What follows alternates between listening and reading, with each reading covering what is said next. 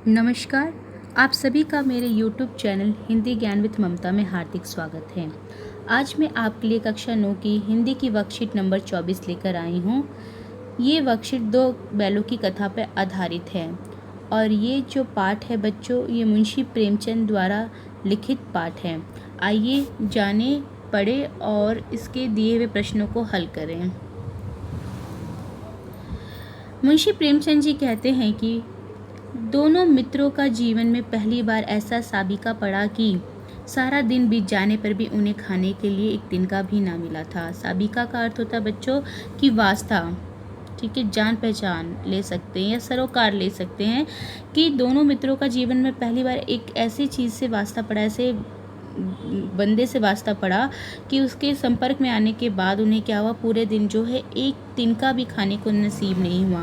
उन्हें समझ नहीं आता था कि ये कैसा स्वामी है। स्वामी यानी जिसके अधीन जानवर रहते हैं। मालिक कैसा मालिक है जो उनको भोजन नहीं देता। इससे तो अच्छा गया ही था। गया जो झूरी का साला था वो उसी को अच्छा मान रहे थे। क्यों? क्योंकि कम से कम वो थोड़ा सा रूखा सूखा भोजन तो देता था, कम से कम रूखा सूखा तो देता ही था। यहाँ कई भैंसें थी, कई बकरियाँ, कई घोड़े, कई गधे, पर किसी के सामने चारा ना था। और उस दृश्य को देखकर ये दोनों क्या हो गए, आश्चर्यचकित हो गए कि हमसे कोई इन्हें दुश्मनी होगी या हमसे ये नाखुश होंगे तो हमारे लिए भोजन नहीं है। परंतु जब वो सभी जानवरों को ध्यान से देखते हैं तो क्या पाते हैं कि उन किसी भी जानवरों के आगे किसी भी प्रकार का चारा नहीं था।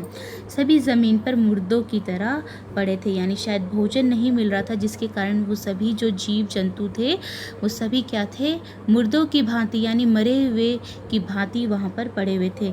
इनमें कई तो इतने कमज़ोर थे कि खड़े भी नहीं हो सकते थे और उनकी स्थिति ऐसी हो चुकी थी कि वो बेचारे अपने आप खड़े भी नहीं हो पा रहे थे। यानी उस व्यक्ति ने उन सभी पशुओं का बहुत ही बुरा हाल कर रखा था।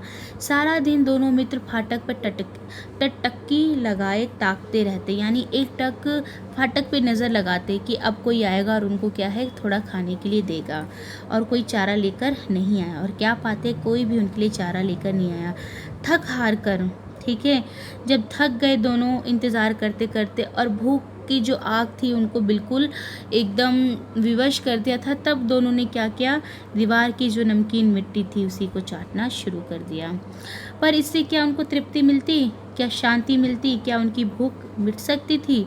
ये प्रश्न यहाँ पे लेखक जो है हमारे सामने रखते हैं। ठीक है, तो हमने क्या पाया इन वाक्यों को पढ़कर, इस अनुच्छेद को पढ़ के, या हम कह सकते कहानी के अंश को पढ़ के, कि जब वो काजी हौस से भी भागे और किसी अन्य व्यक्ति ने उन्हें अपने कब्जे में रख लिया, खरीद लिया, तब उन्होंने क्या पाया कि वो व्यक्ति तो इन सभी व्यक्तियों से ज़्यादा जो था दुष्ट निकला। वहाँ उस व्यक्ति ने क्या किया था, हीरा मोती जैसे अन्य जानवरों को भी बंदी बनाया था, परंतु उनके खाने के लिए उसने कुछ भी नहीं रखा था।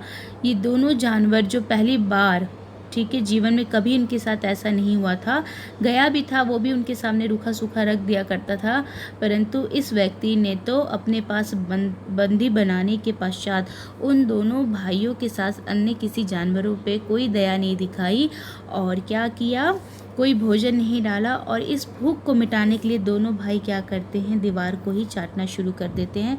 परंतु भला क्या दीवार को चाटने से कोई जो भूख है वो मिट सकती है? अब यहाँ पे प्रश्न किया जा रहा है बच्चों कि ये दोनों मित्र कौन थे? ये दोनों मित्र वही हीरा और मोती नामक बैल थे। दोनों मित्र इस समय कहाँ थे और उन्हें क्या बात समझ में नहीं आ रही थी?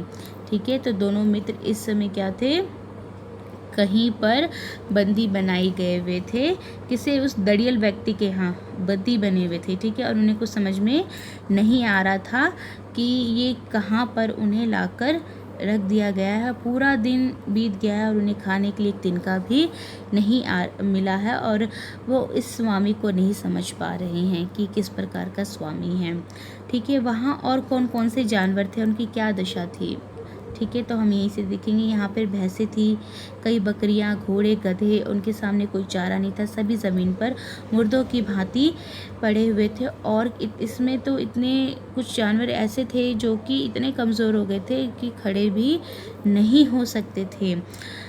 थक हाक कर दोनों बैलों ने अपनी भूख मिटाने के लिए क्या किया था, थक हार नमकीनी मिट्टी को चाटना शुरू कर दिया था। ठीक है, अगला आप प्रश्न देख सकते हैं कि साबिका का क्या अर्थ होता है। साबिका का अर्थ होता है सरोकार। ठीक है, जैसा स्टार्टिंग में ही मैंने आपको बता दिया था।